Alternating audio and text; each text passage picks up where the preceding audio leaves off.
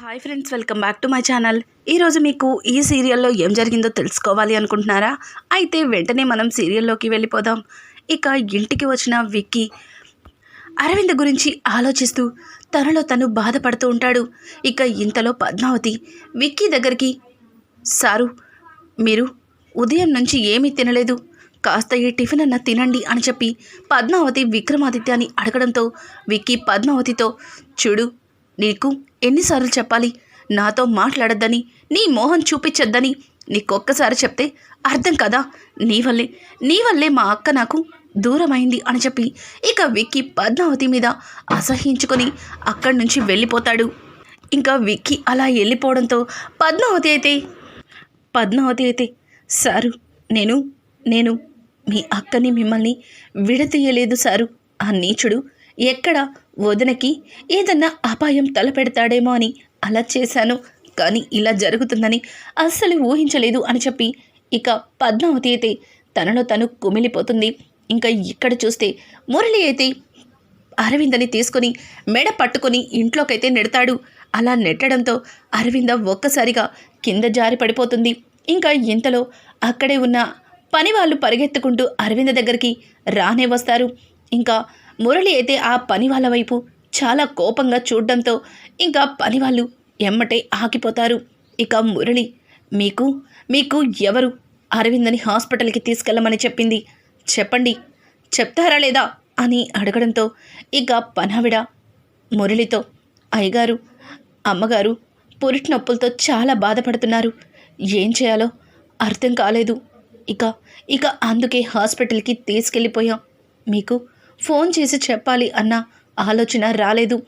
సడన్గా అమ్మగారు పురిటి నొప్పులతో ఇబ్బంది పడుతుంటే చూస్తూ ఉండలేకపోయామయ్యా, మేం చేసింది తప్పే, మమ్మల్ని క్షమించండి అయ్యా అని చెప్పి ఇంకా మురళి అయితే, చూడండి ఇది తప్పించుకుంటే ఇంకొకసారి మిమ్మల్ని వదిలిపెట్టేదే లేదు, ఎలాంటి లోపలికి అని చెప్పి ఇక మురళి వాళ్ళ మీద గట్టిగా అరుస్తాడు. వాళ్ళు అరవిందని తీసుకొని ఇక లోపలికైతే వెళ్తుంటారు. అరవిందని తీసుకుని లోపలికైతే వెళ్ళిపోతారు. కానీ బిడ్డ ఏమైనట్టో తెలియక మురళి అయితే చాలా కోపంగా తన దగ్గర పనిచేసే రౌడీలను పిలిచి, రేయ్ ఆ బిడ్డని ఎలా అయినా సరే వెతికి పట్టుకోండి, ఖచ్చితంగా అరవింద ఆ బిడ్డని విక్కీ దగ్గరకే చేర్చుండొచ్చు, ఇప్పుడే వెళ్ళి విక్కీ దగ్గర ఉన్న బిడ్డని తీసుకురండి అని చెప్పడంతో ఇక రౌడీలు విక్కీ దగ్గరికైతే బయలుదేరుతారు. ఇక ఇక్కడ చూస్తే విక్కీ ఆరు బయట మంచం మీద నిద్రపోతూ ఉంటాడు. అలా విక్కీ నిద్రపోతూ ఉంటే విక్కీని పద్మావతి కూడా చూస్తూ ఉండిపోతుంది. ఇంకా ఇక్కడ ఆర్యని కూడా చూపిస్తారు. ఆర్య అయితే అరవింద గురించి ఆలోచిస్తూ తనలో తను కుమిలిపోతూ ఉండగా ఇక అను ఆర్య భుజం మీద చెయ్యి వేసి, ఏవండి మీరేం బాధపడకండి, వదిన ఖచ్చితంగా మళ్ళీ మన దగ్గరికి వస్తుంది, మీరు బాధపడకండి అని చెప్పి ఇక అను అయితే ఆర్యకి నచ్చ చెప్తూ, మీరు ఇలా ఉంటే అక్కడ విక్రమాదిత్య గారు మరింత బాధపడుతున్నారు, ఆయనకి మీరే ధైర్యం చెప్పాలి కదా అని చెప్పి ఇక అను అయితే ఆర్యతో అంటుంది. ఆర్య ఆ నీచుడు అక్కని ఏం చేస్తాడో అని చాలా భయంగా ఉంది అను, నాకు అదే గుర్తొస్తుంది అని చెప్పి ఇక ఆర్య అనుని హక్ చేసుకొని తన మనసులో ఉన్న బాధని అనుకి చెప్తుంటాడు. అవునండి, ఆ నీచుడు వదిన్ని ఎంత టార్చర్ చేస్తున్నాడో ఏంటో, త్వరలోనే ఆ నీచుడిని దగ్గర నుంచి వదిన్ని ఆ దేవుడు మన దగ్గరికి రప్పించాలి, మళ్ళీ మునుపటిలాగే అందరం సంతోషంగా ఉండాలి అని చెప్పి అను అయితే ఇక ఆర్యతో చెబుతూ ఆర్యకి ఓదార్చుతుంది. ఇక ఇక్కడ చూస్తే రౌడీలు ఇంటికి వచ్చి మురళితో ఏదో మాట్లాడుతూ ఉండగా అరవింద రౌడీల దగ్గర నుంచి తప్పించుకోవడానికి ప్రయత్నించి ఇక పరుగులు తీస్తూ ఉంటుంది. అరవింద అలా తప్పించుకోవడం చూసిన మురళి, రేయ్ రానమ్మ తప్పించుకుంటుంది, ఎలా అయినా సరే రానమ్మని పట్టుకోవాలి అని చెప్పి ఇక రౌడీలతో కలిసి మురళి అరవిందని పట్టుకోవడానికి పరుగులు తీస్తూ ఉంటారు. కొంత దూరం అరవింద పరుగులు తీసిన తర్వాత ఒక చెట్టు చాటున దాక్కుంటుంది. ఇంకా చుట్టుపక్కల మొత్తం వెతికిన రౌడీలు, రేయ్ ఖచ్చితంగా అది ఇక్కడే ఎక్కడ ఉంటుంది, వెతకండి, అది దొరక్కపోతే బాసి వాళ్ళ మనల్ని చంపేస్తారు అని చెప్పి ఇక రౌడీలు పరిగెట్టి మొత్తం వెతుకుతూ ఉంటారు. ఇక ఇంతలో అరవింద వేరే వైపు నుంచి వెళుతూ ఉండగా ఉన్నట్టుండి అరవిందకి ఎదురుగుండా మురళి అయితే వస్తాడు. మురళి అరవిందని చూసి, ఏంటి రానమ్మ, నువ్వు నా నుంచి తప్పించుకుంటే అసలు ఎలా కుదురుతుంది చెప్పు? నువ్వు లేకుండా నేను బ్రతకగలనా? రానమ్మ, నన్ను అర్థం చేసుకో అని చెప్పి ఇంకా మురళి అయితే అరవిందతో అంటుంటే, అరవింద చూడు, నువ్వు ఎన్ని కట్టుకదలాలినా సరే ఇక నిన్ను నమ్మేదే లేదు. నిన్ను ఖచ్చితంగా నా విక్కీ చంపేస్తాడు. తర్వాత మునుపటిలాగా మేమందరం సంతోషంగా ఉంటాం అని చెప్పి అరవింద మాట్లాడుతుంటే, అలా సంతోషంగా ఉంటే చూస్తూ ఈ మురళి ఎలా ఊరుకుంటాడనుకుంటున్నావు? అస్సలు ఊరుకోడు కదా రేయ్ అని చెప్పి ఇక మురళి అయితే రౌడీల వైపు చూసి కత్తిని అడుగుతాడు. ఇక రౌడీలు మురళి చేతిలో కత్తి పెట్టడంతో, చూడు రానమ్మా, మీ కుటుంబం సంతోషంగా ఉంటే చూస్తూ ఎలా ఊరుకుంటా అనుకుంటున్నారు? అస్సలు ఊరుకోను. ఈరోజు నిన్ను మీ అమ్మా నాన్నల దగ్గరకే పంపించేస్తాను, కంగారు పడకు అని చెప్పి ఇక మురళి కత్తి పట్టుకొని అరవింద దగ్గరగా వెళ్తుంటాడు. అరవింద, వద్దు, నన్నేం చెయ్యొద్దు ప్లీజ్, నీకు దండం పెడతాను, నన్నేం చెయ్యొద్దు అని చెప్పి ఇక అరవింద అయితే భయపడుతూ మురళిని ప్రాధేయపడుతూ ఉంటుంది. కానీ మురళి వినిపించుకోకుండా కత్తితో అరవింద మెడ కోసేస్తాడు. వెంటనే నిద్రపోతున్న విక్కీ అక్క అని గట్టిగా అరుచుకుంటూ నిద్రలేస్తాడు. ఇక విక్కీని చూసిన పద్మావతి పరుగున విక్రమాదిత్య దగ్గరికి వెళ్ళి, సారు ఏమై ఉండాది అని అంటుంటే, అక్క ఆ నీచుడు అక్కని పొట్టన పెట్టుకున్నాడు అని చెప్పి ఇక విక్కీ అయితే కంగారుగా చుట్టుపక్కల మొత్తం చూస్తుంటాడు. ఇంకా పద్మావతి అయితే జరిగింది అర్థం చేసుకుని, సారు మీరు కలగన్నారు సారు, ఆ నీచుడు అరవిందని ఏమీ చెయ్యలేడు, ఆగండి నీళ్ళు తీసుకొస్తాను అని చెప్పి ఇక పద్మావతి మంచినీళ్ళు తీసుకొచ్చి విక్కీకి తాగిస్తుంటుంది. ఇక పద్మావతిని చూస్తూ విక్కీ, పద్మావతి, ఆ నీచుడు అక్కని ఖచ్చితంగా చంపేస్తాడు. అక్క లేకపోతే నేను బ్రతకలేను పద్మావతి అని చెప్పి ఇక పద్మావతి భుజం మీద తల పెట్టుకుని బోరున తన మనసులో ఉన్న బాధని పద్మావతితో చెప్తూ బాధపడుతుంటాడు. ఇక పద్మావతి అయితే, సారు మీరేం బాధపడకండి, ఆ నీచుడు వదిన్ని ఏమీ చెయ్యలేడు, ఎందుకంటే వదిన్ని ఏమన్నా చేసినా మరుక్షణం ఆ నీచుడు ప్రాణాలు కోల్పోతాడు. వాడిని మీరు చంపేస్తారని వాడికి తెలుసు. వాడు బ్రతికుండాలి అంటే వదిన ప్రాణాలతో ఉండాలని వాడికి బాగా తెలుసు. వాడు వదిన్ని చంపాలనుకుంటే ఈ పాటికి ఎప్పుడో చంపేసేవాడు.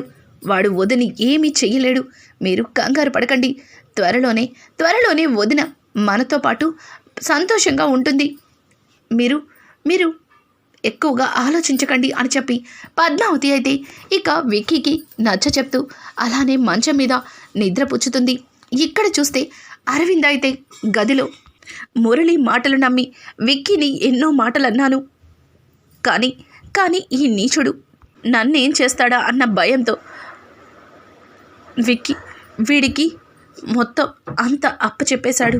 వాడు ఎంతో బాధపడుతున్నాడు, ఇదంతా నా వల్లే, నేను చేసిన పొరపాటు వల్లే అని చెప్పి ఇక అరవింద అయితే తనలో తను కుమిలిపోతూ ఉంటుంది. ఇక ఇంతలో పనావిడ భోజనం తీసుకుని అరవింద దగ్గరికి వస్తుంది. అమ్మగారు భోజనం అని చెప్పడంతో, నాకేం వద్దు, వెళ్ళిక్కడి నుంచి వెళ్ళు అని గట్టిగా అరవడంతో ఇక అదే టైంలో అక్కడికి మురళి వస్తాడు. రానమ్మా, భోజనం తినకపోతే ఎలా?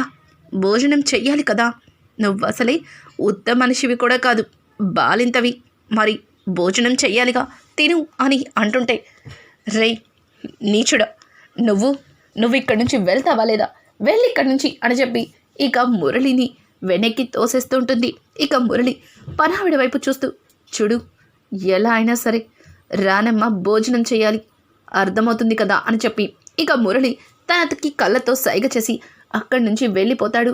ఇక పనావిడ అరవింద దగ్గరకు వచ్చి, అమ్మగారు కాస్త ఎంగిలి పడండి అమ్మగారు అని అంటుంటే, నువ్వు కూడా ఆ నీచుడి మనిషివే కదా, వెళ్ళి ఇక్కడి నుంచి అని చెప్పడంతో, లేదమ్మగారు లేదు, నేను కేవలం మీకోసమే ఇక్కడ ఉన్నాను, భోజనం చెయ్యండి అమ్మా, కనీసం మీ బిడ్డ కోసమన్నా మీరు ప్రాణాలతో ఉండాలి కదా, మీ తమ్ముణ్ణి మీ కళ్ళతో చూసుకోవాలి కదా, దానికోసమన్నా భోజనం చెయ్యండమ్మా అని చెప్పి డైరెక్ట్గా పని మనిషి ఇక అరవిందకి చాలా ఆప్యాయంగా ముద్దలు తినిపిస్తుంటుంది. ఇక అరవింద అయితే ఎమోషనల్గా పనావిడిని హక్ చేసుకొని నా కష్టం నా బాధ అన్నీ అన్నీ చెప్పుకోవడానికి నువ్వైనా ఉన్నావు అన్నట్టుగా ఇక అరవింద అయితే పని ఆవిడ్ని హక్ చేసుకొని ఎమోషనల్ అవుతుంది. ఇక ఇక్కడ చూస్తే పద్మావతి విక్కీని అలానే చూస్తూ, సారు మీరు ఎవరి కోసమైతే బాధపడుతున్నారో వదిన్ని ఖచ్చితంగా మళ్ళీ మీ దగ్గరికి తీసుకొస్తాను. మళ్ళీ ఎప్పటిలాగానే వదిన మీరు మన కుటుంబం అంత సంతోషంగా ఉంటుంది. మీరు బాధపడిన బాధలు ఇంకెంతకాలం ఉండవు. ఆ నీచుడి అంతు చూస్తాను అని చెప్పి ఇక పద్మావతి అలానే విక్కీ వైపు చూస్తూ తన మనసులో మురళి గురించి అనుకుంటూ అక్కడే మంచం మీద నిద్రపోతుంటుంది. ఇంతలో అరవింద వాళ్ళ నాన్నమ్మ అక్కడికి వచ్చి వాళ్ళిద్దరినీ అలా చూసేసరికి కాస్త బాధపడుతుంది. మీ ఇద్దరిని సంతోషంగా చూడాలి అనుకున్నాను, కానీ మీరు ఇలా అయిపోతారని అస్సలు ఊహించలేదు. ఇదంతా ఆ నీచుడి వల్లే. నాకు ఏం చెయ్యాలో బాగా తెలుసు అని చెప్పి అక్కడి నుంచి వాళ్ళ నాన్నమ్మ అయితే వెళ్ళిపోతుంది. ఇది ఇలా ఉండగా ఇక మురళి దివ్యకైతే కాల్ చేస్తాడు. దివ్య, బావా ఏమైంది, అరవింద దొరికిందా అని చెప్పడంతో, దొరికింది కానీ బిడ్డ మాయమైంది. ఆ విక్కిగడు బిడ్డని అక్కడికి తీసుకొచ్చుంటాడు అని చెప్పడంతో ఇక దివ్య అయితే, లేదు బావా లేదు, విక్కీ ఏమీ బిడ్డని తీసుకురాలేదు. మీరు పొరపాటు పడుతున్నారు. ఒక్కసారి అక్కడే చూసుండాల్సింది. ఆ బిడ్డ బయటకు వస్తే ఖచ్చితంగా విక్కీ ఉగ్ర రూపమే చూడాల్సి వస్తుంది అని చెప్పి ఇక దివ్య మాట్లాడుతూ ఉంటే, చూడు దివ్య, అక్కడ ఏం జరిగినా సరే వెంటనే నాకు చెప్పాలి. విక్కీ కానీ అక్కడ ఎవరైనా కానీ బిడ్డని తీసుకొస్తే అని అంటూ ఉంటే, దివ్య, బావా ఇదంతా నేను చూసుకుంటాను. అక్కడ అరవింద జాగ్రత్త. అరవిందకి ఏమన్నా జరిగిందంటే తరువాత విక్కీని ప్రాణాలు తీయడానికి కూడా ఆలోచించడు అని చెప్పి ఇక దివ్య అయితే మురళితో చెబుతుంటుంది. ఇక ఫోన్ కట్ చేసిన వెంటనే వెనక్కి తిరిగి చూసేసరికి దివ్య ముందుకి వాళ్ళ నానమ్మ కనిపిస్తుంది. ఇక వాళ్ళ నానమ్మ చాలా కోపంగా దివ్య చెంప చెల్లు అనిపిస్తుంది. దివ్య, నానమ్మ అని అంటుంటే, నోరు ముయ్యవే, నోరు మొయ్, ఎవరే నీకు నానమ్మ, చెప్పు ఎవరే నీకు నానమ్మ అని చెప్పి ఇక వాళ్ళ నానమ్మ దివ్యతో అంటుంటే, దివ్య, నానమ్మ అదేంటలా అంటారు అని అంటుంటే, ఛీ, నిజంగా నువ్వు నా కొడుకుకు పుట్టిన దానివేనే, నువ్వేనా ఇలా చేస్తుంది?